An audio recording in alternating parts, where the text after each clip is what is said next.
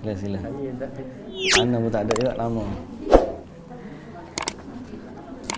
Assalamualaikum warahmatullahi wabarakatuh. Bismillahirrahmanirrahim. Alhamdulillahi rabbil alamin. Wassalatu wassalamu ala ashrafil anbiya'i wal mursalin. Nabiyyina Muhammadin wa ala alihi wa sahbihi ajma'in. Rabbi syrah li sadri wa yassir li amri wa hlul 'uqdatan min lisani yafqahu qawli, amma ba'du.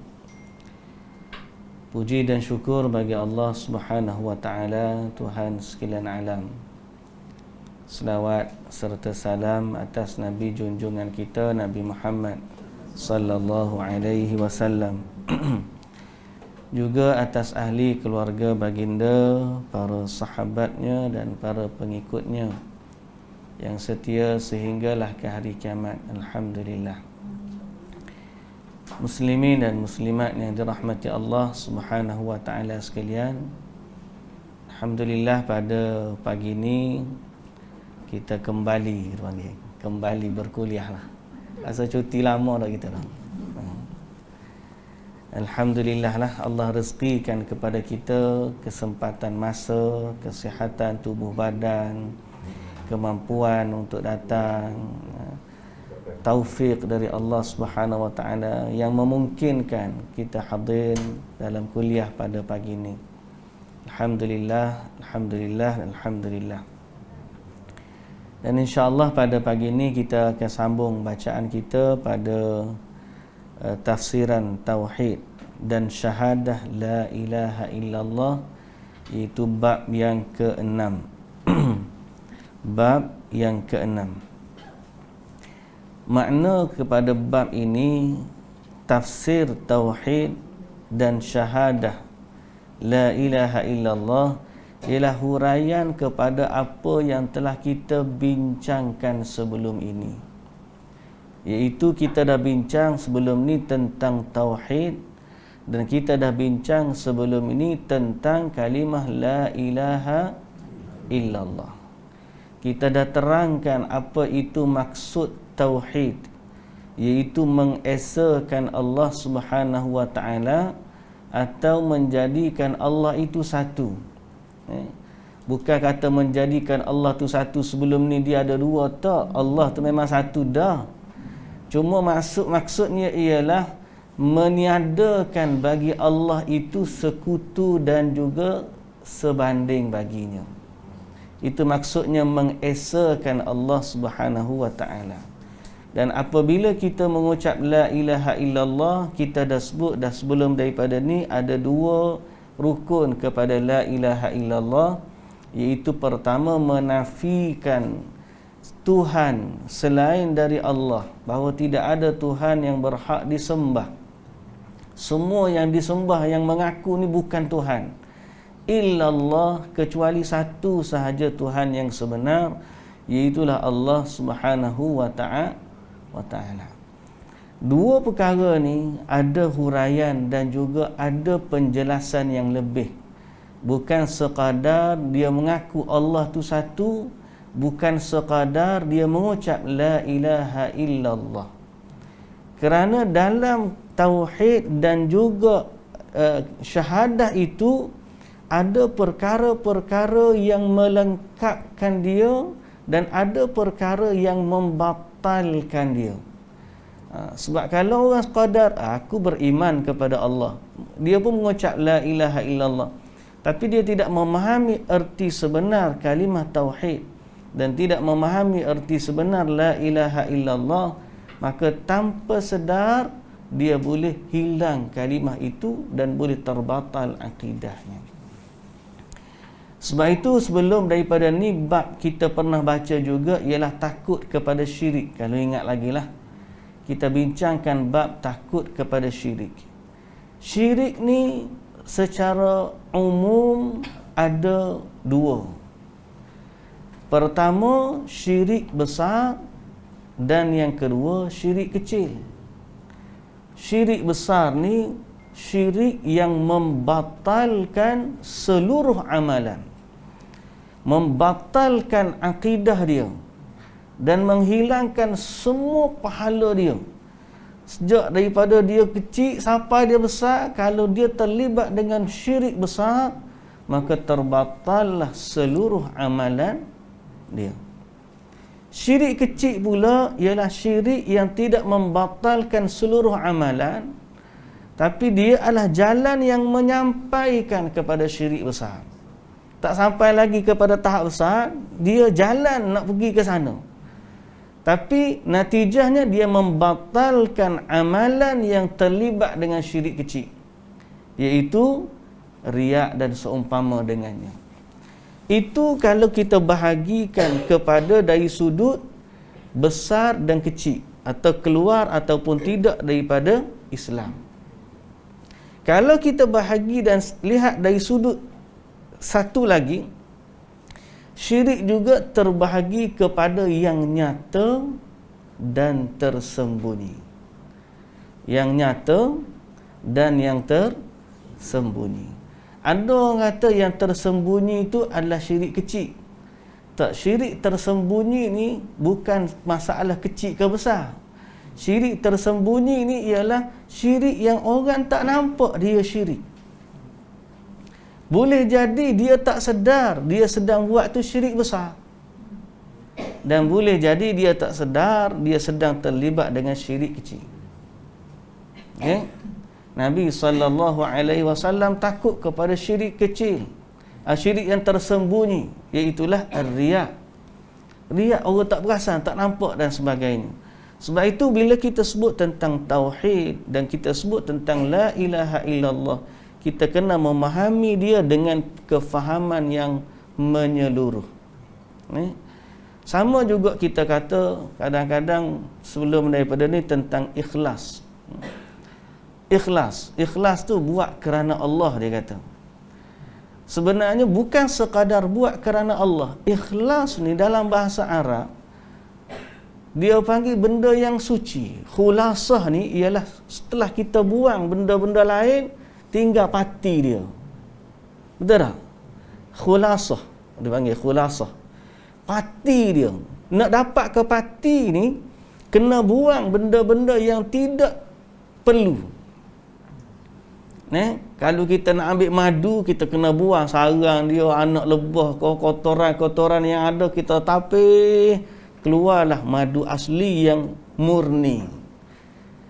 Kalau kita nak ambil pati jus ke apa, kita buang hampah dia, kita perah lagi, kita blend lagi semua sekali, tapih pula, keluarlah jus dia.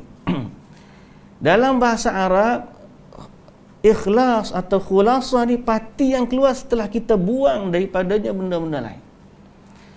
Jadi seorang yang ikhlas kerana Allah, dia bukan sekadar buat untuk Allah semata-mata, tak. Dalam masa yang sama dia kena menyucikan dirinya daripada asbab-asbab kesyirikan. Tidak boleh ada dalam hati dia semua yang terlibat dengan syirik, sama ada syirik besar ataupun syirik kecil. Barulah dia betul-betul ikhlas. Sebab tu riya menafikan pahala. Sebab hilanglah ikhlas bila riya. Betul tak? Kalau kata ikhlas, tapi dalam masa yang sama riya, tak ada lah ikhlas dia. Kerana ikhlas ni bukan sekadar kita buat kerana Allah, tapi kita menafikan daripada amalan tersebut syirik besar dan juga syirik kecil. Sebab tu tafsiran tauhid ni perlu dijelaskan, dan tafsiran syahadah juga perlu dijelaskan lagi. Walaupun kita dah baca dah sebelum daripada ni. Jadi ayat-ayat yang datang dan juga hadis yang datang dengan kita pada hari ini adalah tambahan kepada ayat-ayat sebelum ni yang menjelaskan tentang tauhid dan juga la ilaha illallah. Baik, muslimin dan muslimat yang dirahmati Allah. Ayat yang kita nak baca pada hari ini yang pertama ialah surah Al-Isra ayat 57. Surah Al-Isra ayat 57. Firman Allah Subhanahu wa taala, ulaika alladzina yad'una yabtaghuna ila rabbihimul wasilah ayyuhum aqrabu wa yarjuna rahmatahu wa yakhafuna 'adzabah inna 'adzaba rabbika kana mahdzura. Orang-orang yang mereka seru itu, mereka sendiri mencari jalan kepada Tuhan mereka.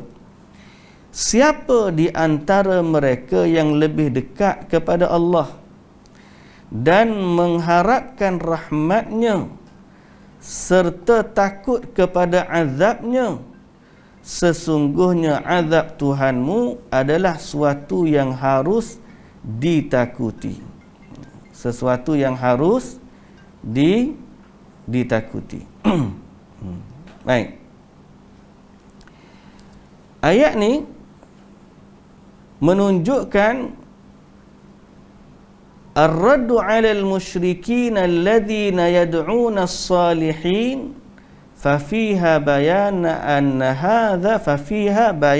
anna hadha huwa syirkul akbar.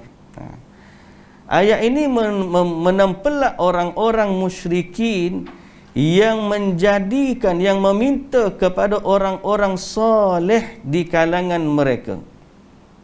Okey, mereka diminta dengan orang-orang soleh.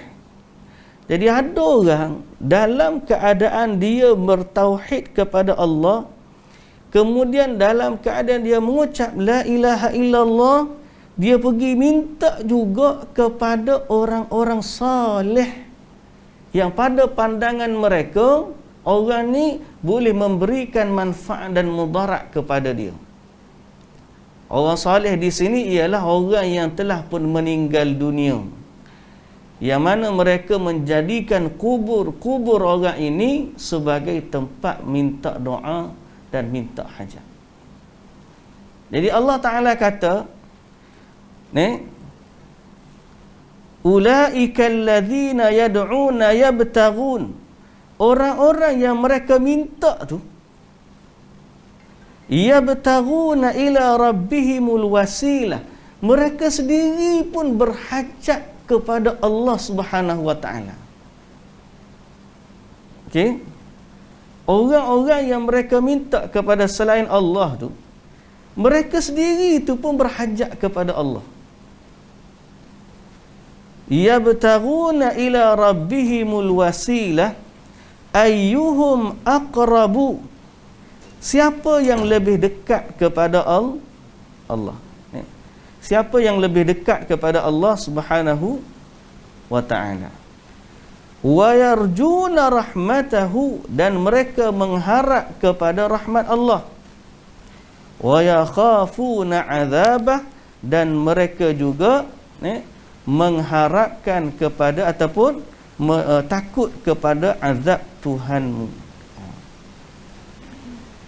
Sebelum daripada ayat ni Allah Ta'ala kata, qul ud'ul ladzina za'amtum min dunihi fala yamlikuna kashfad durri 'ankum wala tahwila. Katakanlah kepada mereka, wahai Muhammad, kepada orang-orang musyrikin, serukanlah orang-orang yang kamu dakwa boleh memberikan pertolongan selain dari Allah, maka sudah tentu mereka tidak berkuasa menghapuskan bahaya daripada kamu dan tidak dapat memindahkannya.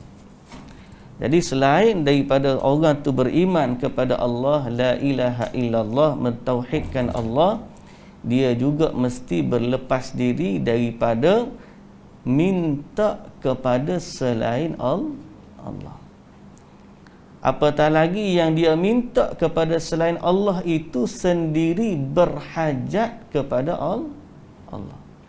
Maknanya dia dengan kita ni sama-sama berhajat kepada Allah. Kenapa nak pergi minta kepada sesuatu yang mereka sendiri berhajat kepada Allah? Dalam arti kata yang lain, mereka tidak memiliki manfaat dan juga mudarat. Jadi, kalau kita nak kata tauhid yang sebenar, ialah berlepas diri daripada perbuatan tersebut. Baik. Yang kedua, ayat yang kedua yang kita nak baca ialah surah Az-Zukhruf ayat 26 dan juga 27. Firman Allah Subhanahu wa taala, wa idh qala Ibrahimu li abihi wa qaumihi innani bara'um mimma ta'budun illa alladhi fatarani fa innahu sayahdin.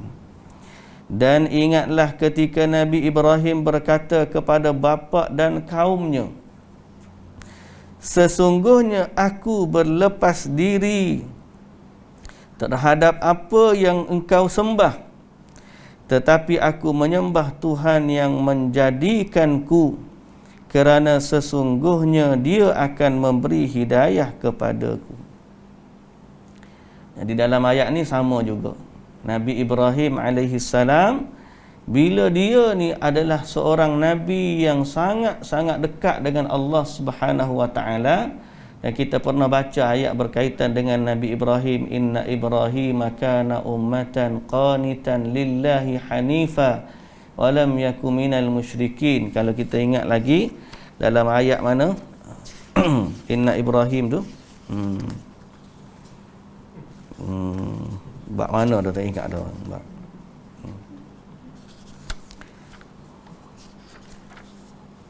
Bab yang ketiga. Bab yang ketiga, ayat yang pertama tu. Inna Ibrahim kana ummatan qanitan lillahi hanifa wa lam yaku minal musyrikin. Nabi Ibrahim sesungguhnya seorang imam yang dapat dijadikan teladan, lagi patuh kepada Allah dan hanif, yakni suci, dan sekali-kali dia bukanlah termasuk dari orang yang mempersekutukan Tuhan. Jadi Nabi Ibrahim ni semua kita tahu dia punya tahap bencinya kepada kesyirikan dan tahap kebergantungan dia dengan Allah Subhanahu wa taala tu semua kita tahu. Sampai ke tahap apa? Sampai ke tahap dia pecahkan patung-patung berhala. Sampai ke tahap dia dengan Namrud ni, dia berdebat sampai Namrud cabar Namrud kalau boleh hidupkan orang yang mati. Namrud kata, boleh aku bunuh seorang, aku hidupkan seorang, bebaskan seorang, itulah aku matikan, ni aku hidupkan. Sehingga sampai ke tahap Nabi Ibrahim AS cabar dia perkara di langit, Allah terbitkan daripada timur, terbenamkan daripada barat, maka kamu buatlah sebaliknya kalau boleh. Fabuhital ladzi kafar. Jadi Nabi Ibrahim AS ni seorang Nabi yang terkenal dengan tauhidnya. Kana ummatan qanitan lillahi hanifa. Dan dia juga dikenal dengan seorang yang sangat takut kepada kesyirikan. Kalau kita tengok dalam bab takut kepada syirik, bab takut kepada syirik, bab yang keempat. Surah Ibrahim ayat yang kedua, ayat 35. Wajnubni wa baniya an na'budal asnam. Dan jauhkanlah aku serta anak cucuku daripada menyembah berhala. Doa siapa ni? Nabi Ibrahim juga. Bab tauhid pun cerita dia, bab takut daripada syirik pun cerita dia, kemudian bab tambahan kepada tu pun cerita dia juga. Sebab tu bila orang cerita tentang Nabi Ibrahim ni, bukan sekadar pergi Mekah tengok tapak kaki makam Ibrahim, bukan tengok hijir Ismail, dah. Bukan sekadar dia tu Abul Bashar, bapa kepada sekalian Nabi. Abul Bashar, Abul Anbiya, Abul Bashar Nabi Adam kan. Bukan sekadar tu, bila kita pergi tengok Mekah tu dan sebagainya, kesan-kesan tinggalan Nabi Ibrahim AS, kita kena ingat dari sudut apa dia? Tauhid, dan larinya dia daripada syirik. Ni hak bab tentang tidak syirik pun dia, takut daripada kesyirikan pun dia. wajnubni wa baniya an na'budal asnam, dan ayat kita pada hari ini ialah berlepas diri daripada syirik. Takut tu sekara dah, kita tak nak terlibat. Andai kata tiba-tiba benda syirik tu berlaku depan kita, seperti mana orang tengok Nabi Ibrahim tengok orang sembah berhala, dia kata apa? Innani bara'un mimma ta'budun, aku berlepas diri daripada apa yang kamu sembah. Nak jaga punya tauhid. Di saat kita tengok orang sembah syirik, kita kena, orang melakukan kesyirikan, kita kena benci dan kita kena berlepas diri daripadanya. Barulah sempurna tauhid. Kalau kita ni main kata, seorang tu kata dia beriman la ilaha illallah, tapi dia tengok benda syirik, dia kata tak apalah, ikut dia lah. Tak apa, orang tu pun betul juga. Ataupun seumpama dengannya, dia tak ingkar kepada syirik. Hari ni kita tengok benda-benda syirik tu macam-macam berlaku. Kalau saya baca dalam tulisan Dr. Abdul Razak bin Abdul Bahsin Al-Abbad tu, dia kata antara benda yang hari ni kita kena takut, antara sebab hari ni kita kena lebih takut kepada kesyirikan adalah ramainya orang-orang yang mengajak kepada syirik.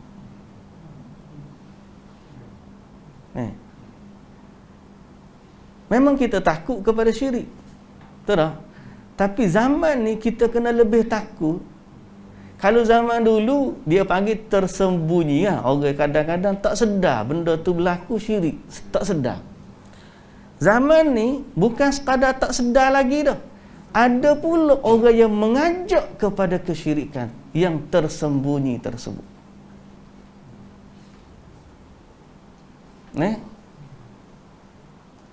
Siap buat majlis besar-besaran, pergi buat perarakan, pergi ke kubur yang didakwa sebagai kubur Nabi Hud.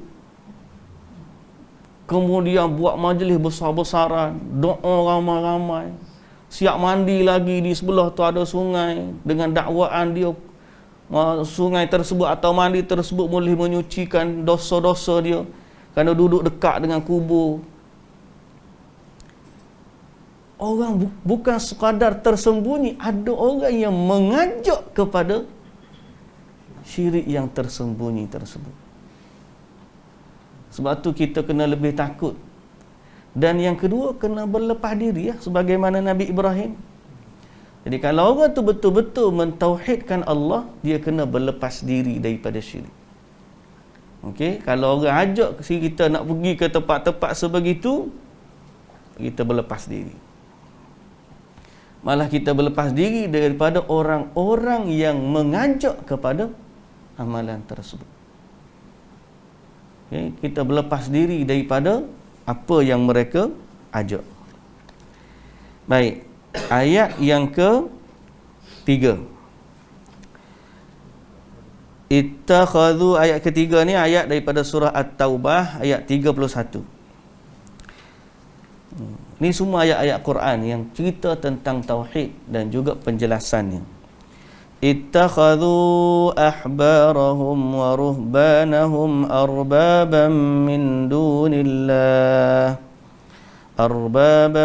min dunillahi wal masih ibn maryam wa ma umiru illa liya'budu ilahan wahida la ilaha illahu subhanahu amma yushrikun.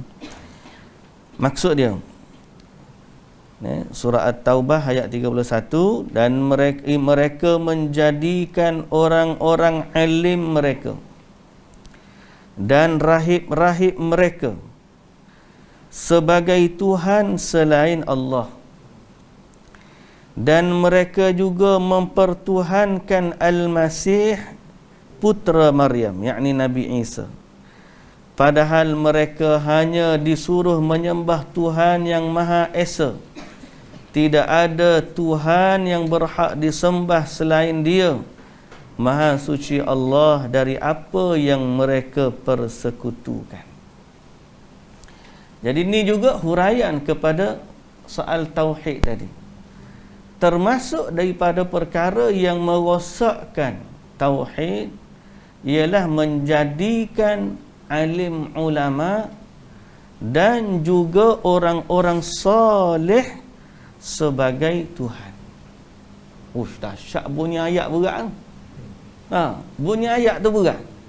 Menjadikan alim ulama dan juga orang-orang soleh sebagai itu Tuhan.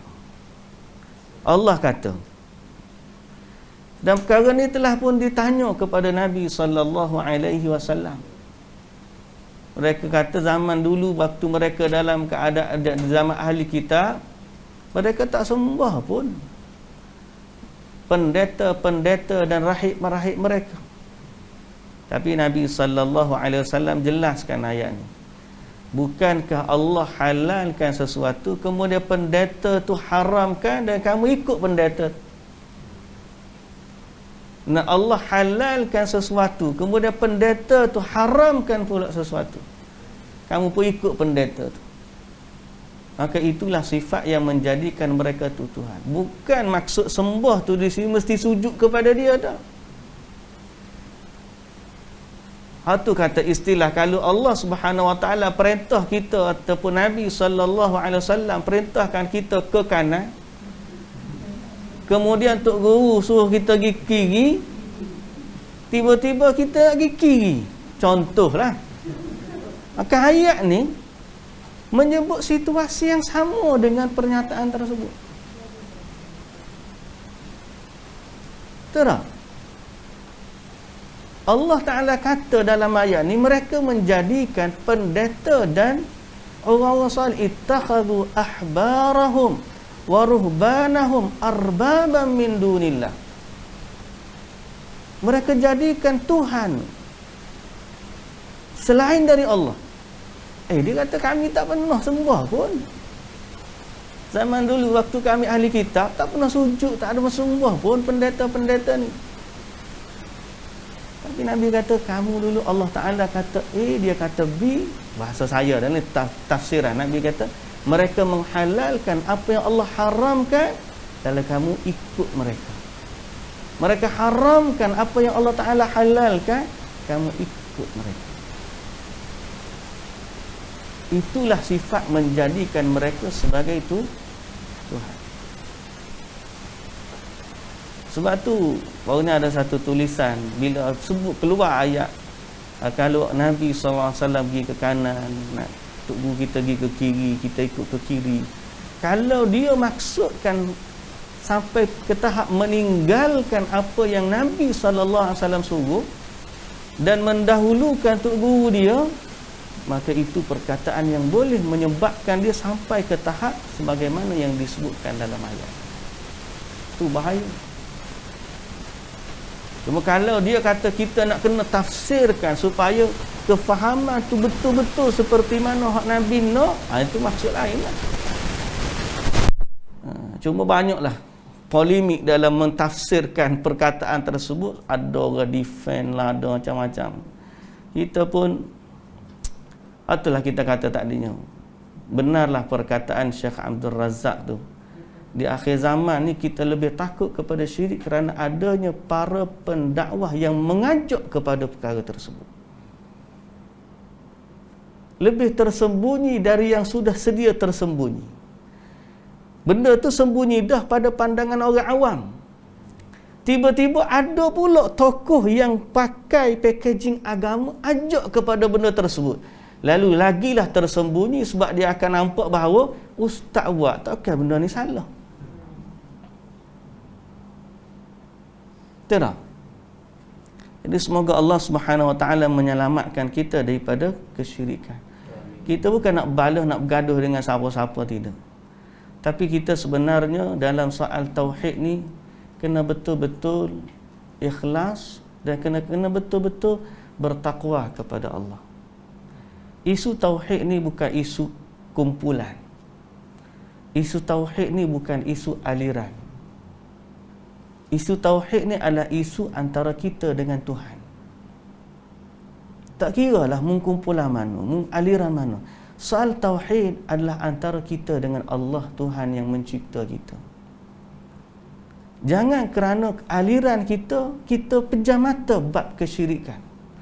Jangan kerana dia kumpulan kita kata tak apa perkara tersebut, perkataan tersebut. Padahal perkataan tersebut sangat-sangat bahaya dan boleh membawa kepada kesyirikan. Jadi sebab tu dalam bab tauhid ni kena betul-betul ikhlas. Dalam bab tauhid ni kena betul-betul bertakwa kepada Allah. Maknanya kalau kita nak sebut tentang benda-benda yang berkait dengan tauhid dan syirik ni, sebutlah kerana Allah. Sebutlah kerana Allah. Andai kata perkataan tersebut ada unsur syirik dan dia keluar daripada kumpulan dan aliran kita, berlepaslah diri daripada perkataan tersebut. Nabi Ibrahim kata, innani bara'un mimma ta'budun. Aku berlepas diri. Kurang-kurang jangan defend. Kalau kita kata tak nak nampak bergaduh sangat pokok dia lah, jangan defend. Duduk diam sudah lah.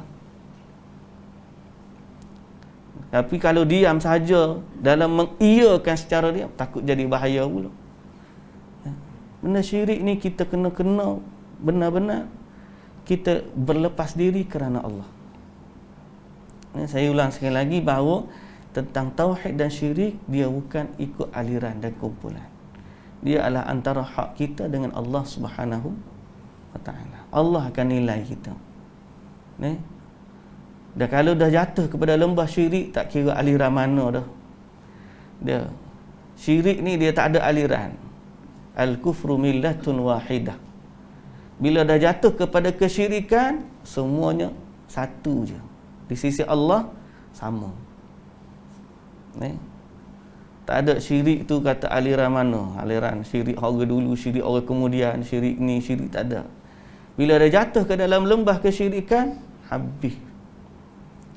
Jawapan dia, innallaha la yaghfiru an yushraka bihi wa yaghfiru ma duna dzalika liman yasha. Kalau dia mati dalam keadaan syirik, habis. Jadi sebab tu huraian kepada tauhid ini berdasarkan ayat Quran yang kita baca surah At-Taubah. Jangan jadikan alim ulama dan juga orang-orang salih sebagai Tuhan. Sebagai itu Tuhan. Kalau dia kata kami tak sembah dia, maka jawapan dia hadis Nabi tadilah. Mengikut apa yang diperintahkan oleh para pendeta dalam meninggalkan apa yang Tuhan suruh. Malah mereka mendahulukan pendeta lebih daripada Allah, maka itu pun sudah jadi syirik. Allahul musta'an. Kadang-kadang kalau kita bahas dari sudut yang lebih kita bahas panjang sikit lagi, orang-orang yang menghalalkan apa yang Allah haramkan, dia haramkan apa yang Allah halalkan, ataupun dia buat sesuatu yang menyaingi syariat Allah Subhanahu wa ta'ala, sebenarnya dia meletakkan diri dia tu setanding dengan Tuhan. Am lahum syuraka'u syara'u lahum minad din ma lam ya'zam bihillah. Allah Ta'ala kata, apakah mereka ada sekutu-sekutu yang mendatangkan syariat yang mana Allah Ta'ala tak izinkan dia. Syariat ni milik Allah, tiba-tiba dia mari syariat baru. Siapa kamu nak mendatangkan syariat? Sedangkan syariat itu sebenarnya hak milik Allah. Sebab tu dalam bab syirik ni dia boleh berlaku syirik dengan dua perkara. Secara mudah kita nak fahamlah. Pertama, pada perbuatan kita dan juga iktikad kita. Dan yang kedua, pada orang yang disyirikkan dengan Tuhan. Apa penjelasan dia? Boleh jadi seorang itu syirik ini dia panggil memberikan sesuatu yang menjadi milik Allah kepada selain Allah. Perbuatan kita mengalihkan sesuatu yang menjadi milik Allah kepada selain Allah. Seorang tu dia buat lagu tu. walaupun pada sangkaan dia orang tu tak sama nilai pun dengan Tuhan. Boleh faham tak ni? Tu sembahan selain Allah. Kemudian ada perbuatan manusia. Perbuatan manusia seperti mana berdoa. Dia tak kata pun orang tu Tuhan, tapi dia pergi doa kepada orang tu. Apa yang dia sedang buat? Dia mengalihkan perbuatan doa kepada Allah kepada sesuatu selain Allah. Walaupun dia tak iktikad orang tu boleh memberikan manfaat atau mudarat, tetap saja perbuatan tersebut jatuh kepada hukum syirik. Contohnya, seorang yang menyembah batu, dia tahu tu batu, tapi kesalahan dia apa? Kesalahan dia mengalihkan ibadat yang menjadi milik Allah pergi kepada batu yang tak ada kuasa apa-apa tu. So kita kata, mu tahu tak benda tu batu? Tahu, tapi dia adalah perantara antara kami dengan Tuhan. Dia tak kata batu tu berkuasa, dia kata perantara. Yang berkuasa siapa? Tuhan. Cuma apa yang dia buat? Dia alihkan amalan ibadat yang menjadi milik Allah, pergi alih kepada sesuatu yang lain dari Allah. Jadi itu syirik berlaku pada perbuatan dia. Yang kedua, dia boleh berlaku pada iktikad terhadap benda tu. Dia tak sembah pun benda tu, tapi dia menganggap perkara tersebut ada manfaat dan mudarat. Maka dia telah meletakkan sesuatu tu setanding dengan Allah. Dalam dua-dua keadaan, dia terjatuh ke dalam lembah kesyirikan. Dia tak sembah, dia tak minta, tapi dia iktikad. Dia letak je. Dalam rumah dia ni, kalau ada benda ni curi tak masuk. Nampak tak? Dia tak sembah benda tu, tapi dia telah beriktikad sesuatu tu ada kuasa setanding Allah. Syirik tak? Syirik juga. Hak tadi dia tak iktikad pun benda tu ada power. Cuma dia alih perbuatan dia minta tu yang sepatutnya menjadi milik Allah, dia alih kepada selain Allah. Syirik. Hak ni dia tak minta pun, tapi dia iktikad je. Kalau ada benda ni, kita selamat. Kalau ada benda ni, curi tak masuk. Kalau ada benda ni, kita tidak ditimpa mudarat. Dia hanya percaya begitu. Dia tak ada lah puja benda tu, dia tak ada. Cuma dia meyakini perkara tersebut, tetap saja jatuh kepada hukum syirik. Dalam isu yang ayat kita baca tadi, boleh jadi dia tak sembah pun, tapi dia telah meletakkan orang tu ada kuasa setanding Allah. Apa dia? Kuasa syariat. Kuasa syariat. Allah syariatkan halal, tok guru dia kata haram. Jadi dia pun ikut tok guru dia. Seolah-olah tok guru dia ada kuasa mendatangkan syariat sebanding Allah. Dia tak sembah pun, tapi dia beriktikad begitu. Allah kata haram, tok guru dia kata halal. Dia pun ikut tok guru dia. Dia tak sembah, tapi dia telah meletakkan tok guru dia setanding Allah dari sudut kuasa syariat. Ini bahaya. Berapa ramai orang yang tanpa sedar dia ikut syariat selain dari Allah. Siapa ya? Tok guru dia buat, tok guru dia ajar. Seolah-olah tok guru dia tu boleh mendatangkan syariat baru, yang mana syariat itu sebenarnya hak milik Allah. Dan kita bimbang sampai ke satu tahap mereka anggap syariat yang tok guru dia buat lebih tinggi daripada syariat Allah. Sampai dia tinggalkan perintah Allah. Itu yang berlaku kepada Yahudi dan Nasrani ni. Kalau kita faham ayat ni betul-betul, ittakhadhu ahbarahum wa ruhbanahum arbaban min dunillah. Mereka menjadikan pendeta mereka, orang-orang salih, ahbar, ruhban, rahib-rahib mereka, sebagai Tuhan selain dari Allah. Dia tak sembah. Dia sembah tak?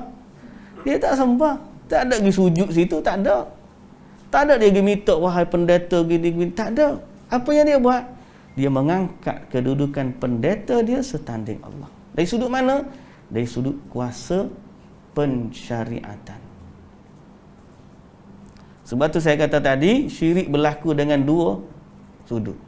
Pertama, pada perbuatan individu mengalihkan apa yang menjadi hak Allah kepada selain Allah. Apa yang buat? Perbuatan dia. Yang kedua, mengangkat sesuatu ke satu tahap setanding dengan Allah. Dari sudut kekuasaan, dari sudut syariat, dan dari sudut apa juga memberikan manfaat atau mudarat. Kalau dia benda tu hak Allah, dia letak sesuatu pada tempat tersebut, maka jadi syirik. Halus tak? Bahaya. Semoga Allah Ta'ala menyelamatkan kita daripada kesyirikan. Ustaz tanya sikit. Ya. Di belakangan ni, dalam musim Covid ni, bila ada ustaz yang mengajarkan selawat tertentu yang tak pernah kita dengar sebelum ni, maknanya dia susun satu selawat. Dia kata kalau orang mengamalkan selawat ni dengan bilangan tertentu, maka dia akan terhindar langsung daripada Covid. Jadi bila dia letakkan langsung, dia katakan terkena Covid, dia menghukumkan begitu. Sedangkan kita tak pernah dengar pun sebelum ni. Maknanya penyakit tu memang datang dari Allah kalau nak kena. Tapi dia meletakkan, you amalkan benda ni, tak akan kena Covid. Adakah itu juga syirik dalam segi ibadah? Macam mana? Bahaya soalan tu. Tapi kalau kita faham sudut tadi, kalau kita ada kaedah tadi, ulang soalan. Okay. Soalan ada orang yang bertanya. Terima kasih kepada yang bertanya. Dia kata sekarang ni ada orang ajar satu selawat yang tidak ada asalnya dalam agama. Satu, dia mendatangkan selawat baru. Kemudian dia kata pula siapa yang mengamalkan selawat tersebut tidak akan kena Covid. Tidak akan kena Covid. So, apakah perbuatan tersebut termasuk syirik?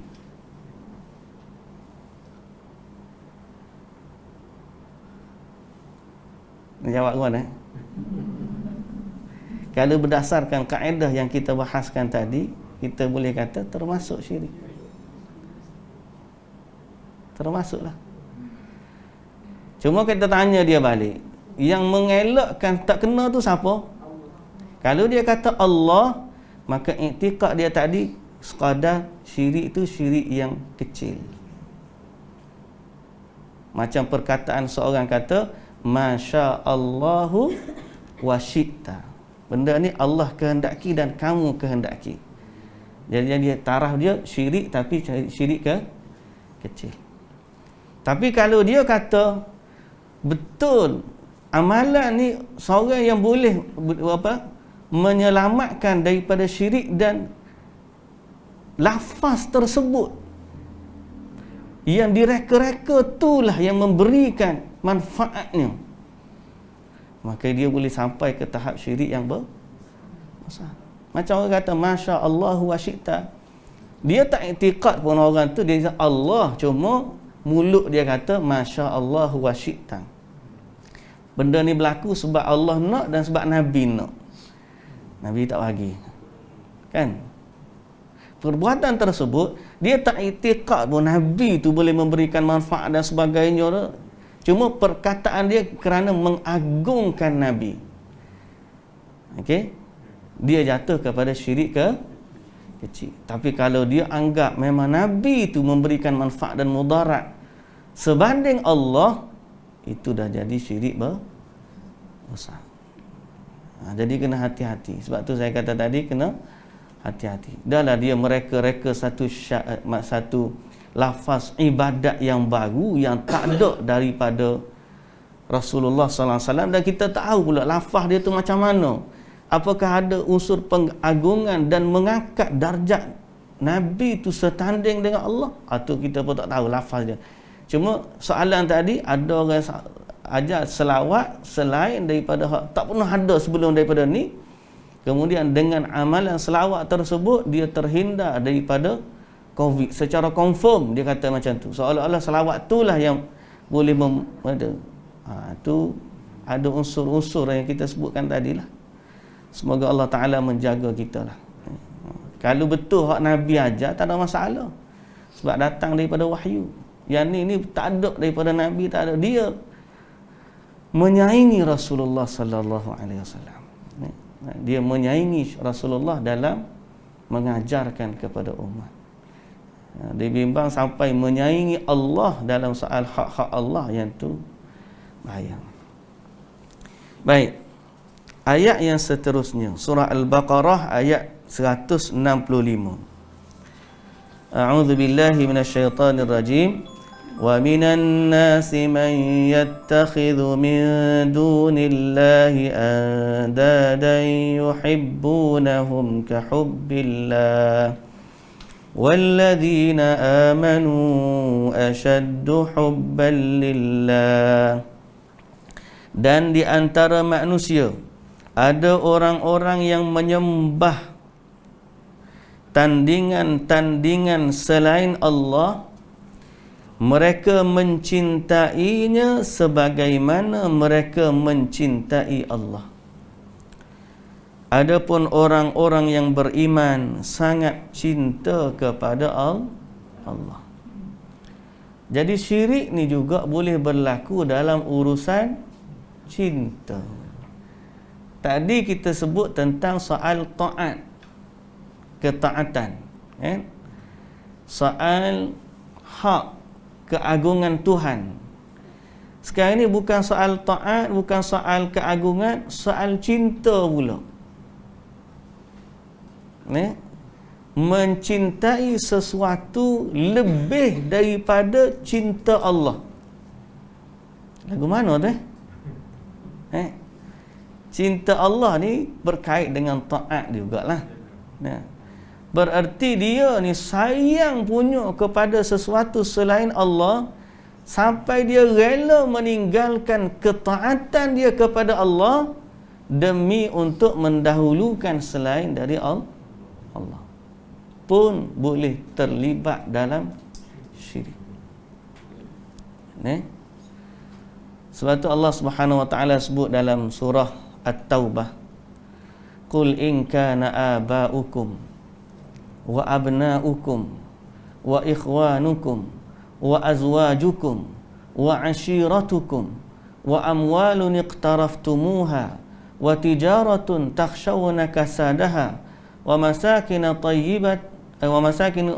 tayyibatan ahabbu ilaikum minallahi wa rasulih wa jihadin fi sabilih fatarabbasu hatta ya'tiyallahu bi amrih. Jangan sampai kecintaan kepada selain Allah terlebih daripada Allah. Ni ayat 24 surah At-Taubah. Qul in kana aba'ukum wa abna'ukum wa ikhwanukum wa azwajukum wa ashiratukum wa amwalun iqtaraftumuha wa tijaratun takhshawna kasadaha wa masakinu tardawnaha ahabba ilaikum minallahi wa rasulihi wa jihadin fi sabilih fatarabbasu hatta ya'tiyallahu bi amri wallahu la yahdil qaumal fasiqin. Ni katakanlah kamu ni, kalau ayah kamu, anak kamu, adik-beradik kamu, isteri kamu, keluarga kamu, harta kamu, perniagaan kamu yang kamu takut rugi, tempat tinggal yang kamu sukai, benda-benda tersebut kamu lebih sayang kepada Allah, lebih sayang kepada mereka lebih daripada Allah dan Rasul dan jihad pada jalannya, fatarabbasu, tunggulah. Tunggu apa? Hatta ya'tiyallahu bi amri, sehingga Allah mendatangkan azab, seksanya. Wallahu la yahdil qaumal fasiqin, dan Allah tidak memberi hidayah kepada orang-orang yang fasik. Tu dalam soal kecintaan yang tidak sebanding lagi. Boleh jadi fasik apabila seorang tu melebihkan cinta harta, cinta anak keluarga lebih daripada cinta Allah dan Rasul. Ada segolongan manusia menjadikan cinta mereka kepada sesuatu selain Allah sama dengan nilai dia cinta kepada Allah, malah lebih lagi. Wa minan nasi may yattakhidhu min dunillahi andadan yuhibbunahum ka hubbillah. Cinta kepada mereka seperti mana mereka cinta kepada Allah. Cinta kepada Allah ni adalah cinta dalam soal ketaatan. Okay? Mahabbah, cinta kepada Allah ni cinta yang bersifat taat. Makin orang itu mencintai Allah, makin dia taat kepada Allah. Tak ada orang yang cinta kepada Allah tiba-tiba dia tak taat kepada Allah, tak ada. Allah Ta'ala sebut dalam ayat Quran yang lain, kul in kuntum tuhibbunallah, apa dia? Fattabi'uni. Kalau kamu betul cinta kepada Allah, fattabi'uni, ikutlah aku. Siapa dia? Nabi Rasulullah SAW. Jadi itulah nilai cinta kepada Allah. Makin dia cinta kepada Allah, makin dia akan ikut syariat Allah yang dibawa oleh Nabi Muhammad sallallahu alaihi wasallam. Tiba-tiba dalam kecintaan itu dia ada letak pada sesuatu selain Allah.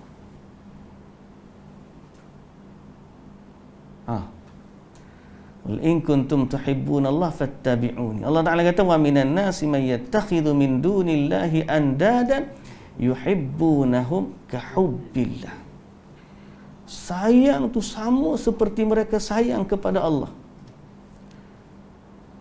Boleh jadi kepada makhluk manusia, orang-orang soleh. Boleh jadi kepada orang-orang yang dia anggap sebagai wali, keramat. Seperti mana mereka sayang kepada Allah. Allah Ta'ala suruh dia buat, orang ni suruh buat berlaku. Tapi orang beriman, wallazina amanu asyaddu hubban lillah. Orang beriman dia sayang kepada benda lain, tapi dia tak akan melebihkan sayang tu lebih daripada Allah Subhanahu wa taala. Jadi ini masalah tauhid. Soal cinta, soal sayang yang mendatangkan ketaatan, dia terlibat dalam maksud la ilaha illallah. Halus sungguh. Kalau kita perhati, payah sungguh. Padahal Nabi Ibrahim minta doa supaya selamat daripada kesyirikan. Dan padahal Nabi kita ajar banyak doa untuk selamat daripada syirik. Kita berlindung dengan Allah daripada syirik yang kita tahu, dan kita minta ampun kepada dari Allah pada syirik yang kita tak tahu. Sebab terlalu banyak. Hak Allah tu terlalu agung, sehingga bila kita berbicara tentang hak Allah sangat-sangat besar, kita bimbang tanpa sedar seorang itu meletakkan hak Allah pada sesuatu selain Allah. Dalam taat, dalam cinta, dalam takut, dalam harap, semua tu hak Allah Subhanahu wa ta'ala. Cuma yang membezakan sama ada dia letak sepenuhnya ataupun letak separuh-separuh. Kalau separuh-separuh ataupun pada lafaz sahaja, jadilah syirik kecil. Tapi kalau dia letak hak sepenuhnya, jadi syirik besar. Tu je. Syirik kecil ni bukan kita kata nak selamat, tak apa, kecil je, syirik tu kecil je. Bukan jangan kata gitu. Syirik kecil ni adalah syirik yang membawa kepada syirik besar. Dia boleh tergelincir dari sudut iktiqad sahaja. Amalan boleh jadi dia tengok dia ni tidaklah tu, setakat dia bersumpah dengan selain Allah aja. Dia mengagungkan sesuatu selain dari Allah lalu dia bersumpah dengannya. Ataupun dia sebut masa perkataan yang kita sebut, kalulah dia tak ada aku ni. Kita pernah sebut sebelum ni kan? Kita meletakkan pada perkataan, kalau dia tak ada aku ni, tak tahulah hidup lagi ke tak. Perkataan tu syirik. Pasal apa? Besar benar dia kalau dia tak ada pun tak hidup. Tapi kalau dia iktiqad sungguh, sebab awal ni lah aku hidup. Tu boleh berpindah sampai ke syirik yang besar. Kalau sekadar dia aku kata gitu ialah sebab dia ada memang Allah Taala. Cuma masa tu kebetulan dia ada tu wujudlah dia ada waktu kata kalau tak ada dia. Itu perkataan tersebut syirik kecil. Melainkan dia kata alhamdulillah wujudlah Allah Taala awak mari dia tu ada masa tu. Kan dia gantung pada Allah tu. Halus benda syirik ni. Kata orang tak minat belajar sebab dia jadi sikit-sikit tak boleh, sikit-sikit tak boleh. Habis tak boleh belaka ni lagu mana? Sebenarnya banyak lagi benda hak boleh kita baca bab ibadat. Banyak bab ibadat hak kita boleh serahkan kepada Allah. Tapi bila kita sebut bab syirik ni dia jadi macam kena atas butir mata hidung. Soalnya jadi kita rasa hak ni pun kena, hak tu pun kena, tu kena. Padahal kalau kita belajar bab amal ibadat kemurnian tauhid sebelum ni, kita akan tengok luasnya lagi bab untuk kita mentauhidkan Allah Subhanahu Wa Taala. Cuma bila kita bahaskan hari ni jadi macam terlalu hampirnya seorang tu kalau dia tak sedar dia dengan kesyirikan. Sebab tu dia kena berlepas diri daripada syirik. Sebab dia tak berlepas diri, hampir sangat dia, hampir. Perkataan kita, lisan kita kadang. Allahul Musta'an. Semoga Allah Ta'ala ampunkan kita pada syirik yang kita tak tahu. Allah jauhkan kita daripada syirik yang kita tahu. Dan Allah ampunkan kita pada kesyirikan yang kita tak tahu. Baik, hadis pula. Kita pergi kepada hadis yang seterusnya. Dalam hadis riwayat Imam Muslim, Nabi sallallahu alaihi wasallam bersabda, "Man qala la ilaha illallah wa kafara bima yu'badu min dunillah haruma maluhu wa damuhu wa hisabuhu 'ala Allah." Barang siapa mengucapkan la ilaha illallah dan mengingkari sembahan selain Allah, maka haramlah harta dan darahnya, sedang hisab perhitungannya adalah terserah kepada Allah. Apa maksud haramlah harta dan darahnya? Itulah harta dan darah dia dijaga oleh Allah, haram untuk kita ambil, rampas, bunuh dan seumpama dengannya. Mana siapa yang kata la ilaha illallah, maka kita sebagai orang Islam tak boleh bunuh dia, tak boleh sakiti dia, tak boleh rampas harta dia, melainkan dengan hak-hak Islam. Adapun urusan dia, betul ke tidak la ilaha illallah dia tu, itu urusan Allah. Valid ataupun tidak, akhirat nanti batal ke masih lagi laku, itu urusan Allah. Kita di atas dunia ni kita berhukum, kalau dia zahirnya mengucap la ilaha illallah dan bebas daripada syirik yang nyata, itu kita pun haramlah hartanya dan nyawanya untuk disakiti. Tapi kalau dia terlibat dengan syirik tersembunyi, urusan dia dengan Allah. Sebab tersembunyi ni kita tak boleh nak ukur.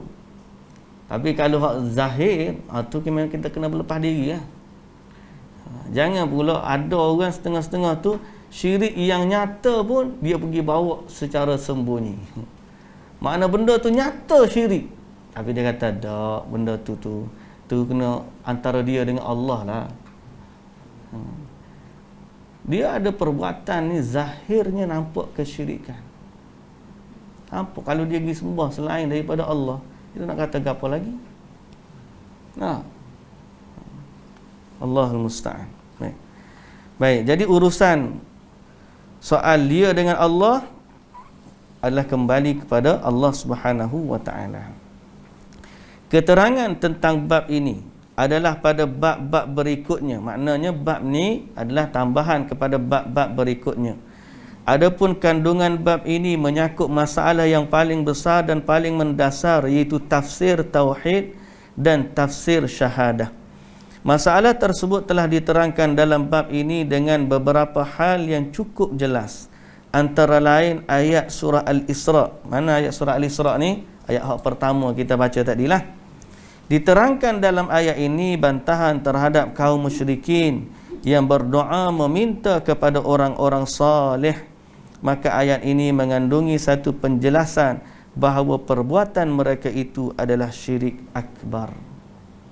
Perbuatan minta kepada orang-orang saleh yang telah meninggal. Sini kita kutkan orang telah meninggal, maknanya dia ke kubur orang saleh minta dengan bagaimana kita dah sebut sebelum daripada ni. Okey. Yang kedua, ayat dalam surah Al-Bara'ah, surah Taubah. Dalam ayat ini Allah menjelaskan bahawa kaum ahli kitab telah menjadikan orang-orang alim dan rahib-rahib mereka sebagai Tuhan-Tuhan selain Allah. Dan Allah juga menjelaskan bahawa mereka hanya diperintahkan untuk beribadah kepada satu sembahan, iaitu Allah. Dan itu semua disertai dengan penjelasan bahawa tafsir ayat ini jelas dan tidak dipermasalahkan lagi, iaitu mematuhi, atau kena tanda, mematuhi orang-orang alim dan rahib-rahib, pendeta-pendeta, ahli ibadah dalam tindakan mereka yang bertentangan dengan hukum Allah. Dan maksudnya bukan berdoa kepada mereka. Jadi ayat ni nak meletakkan, Allah panggil apa? Memati, patuh kepada mereka dalam urusan yang bertentangan dengan hukum Allah.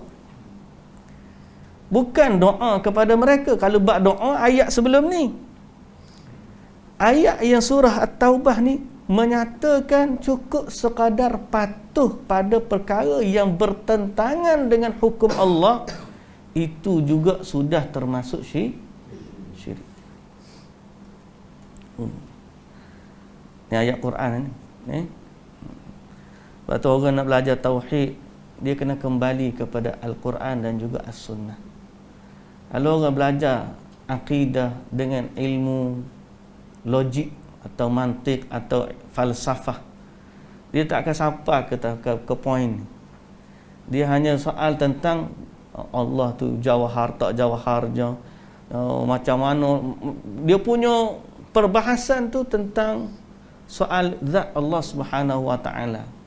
Tapi kita dalam soal tauhid, kalau kembali kepada Quran dan juga sunnah, dia pergi sampai ke tahap bagaimana hubungan manusia tu ada impak terhadap tauhid.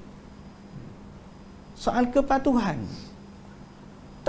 dia tak kata pun orang tu Tuhan, tak, tapi dia patuh tu lebih daripada patuh tu Allah.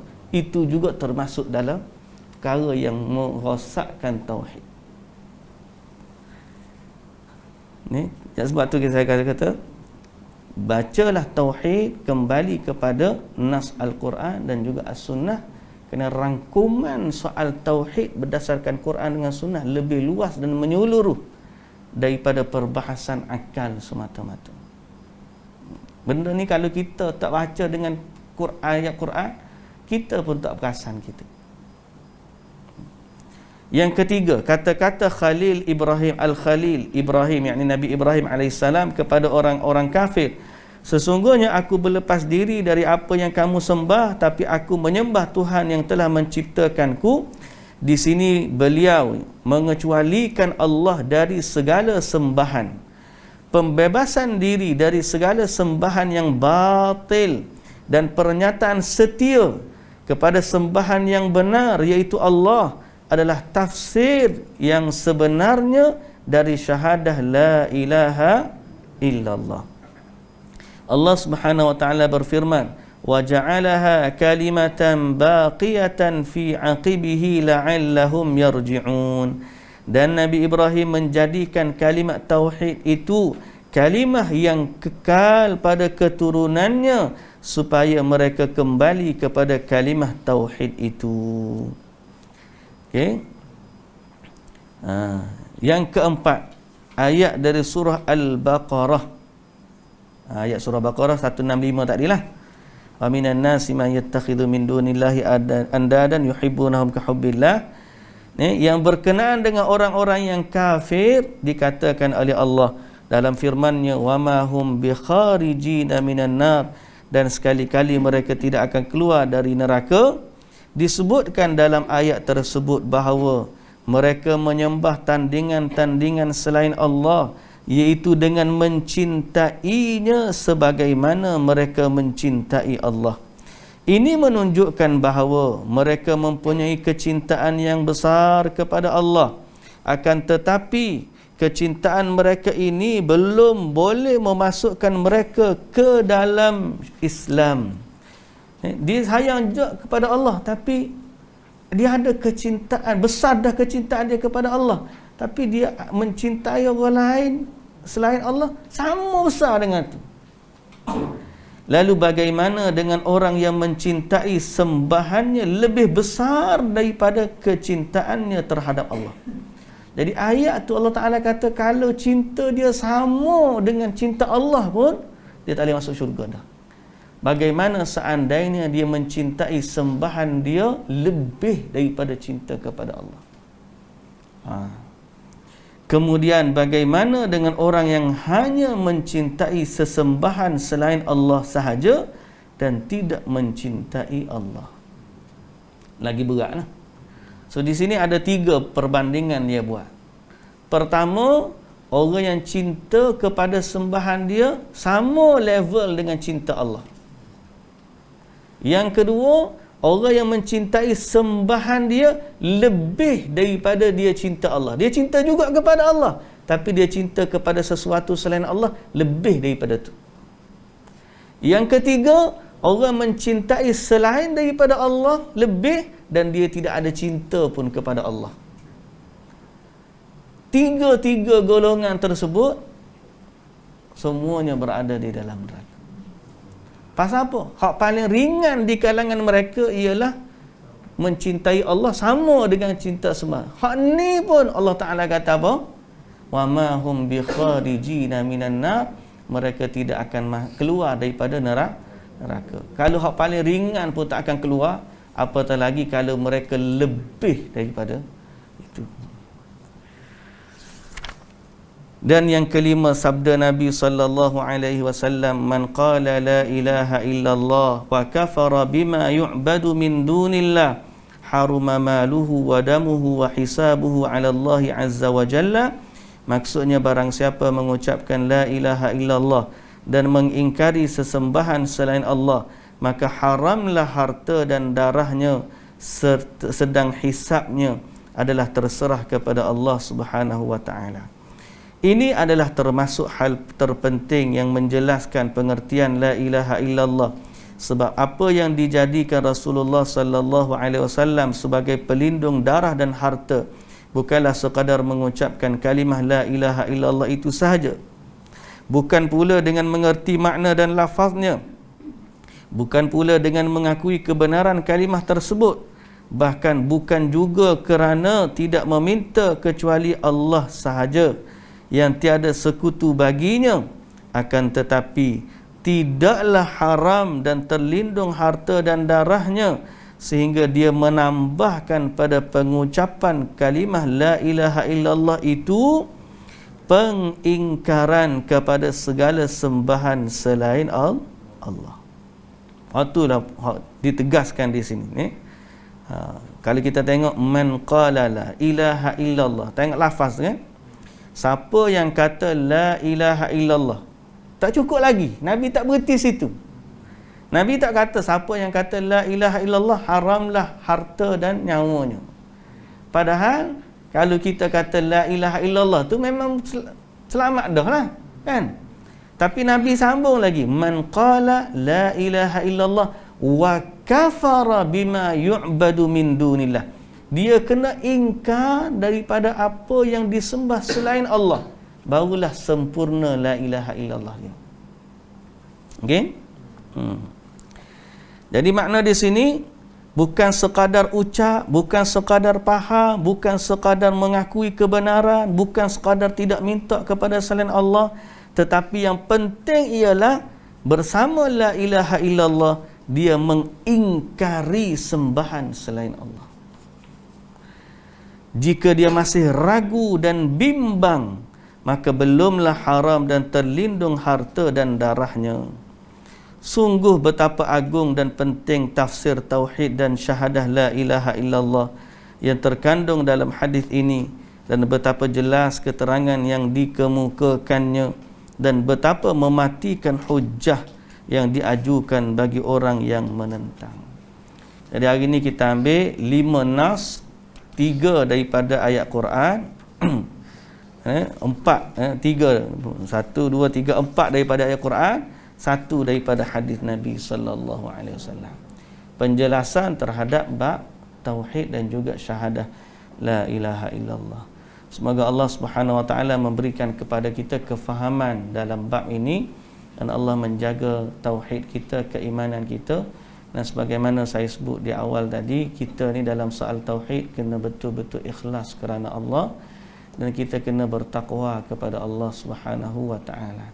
Batu dalam beriman kepada Allah tidak ada panduan yang lebih benar dan lebih baik daripada beriman kepada Allah melalui apa yang Allah Ta'ala wahyukan, iaitulah Al-Quran dan juga As-Sunnah, dan pastinya dengan kefahaman para salafus salih, bukan dengan kefahaman kita sendiri, kefahaman para salafus salih yang telah beriman kepada Allah dan telah dijamin syurga oleh Nabi kita Muhammad sallallahu alaihi wasallam. Itulah yang terbaik. Semoga Allah Taala membimbing kita semua. Wallahu taala a'lam. Subhanakallahumma wa bihamdika asyhadu an la ilaha illa anta astaghfiruka wa atubu ilaik. Aqulu qawli hadza wa astaghfirullahal azim li wa lakum. Wassalamu alaikum warahmatullahi wabarakatuh.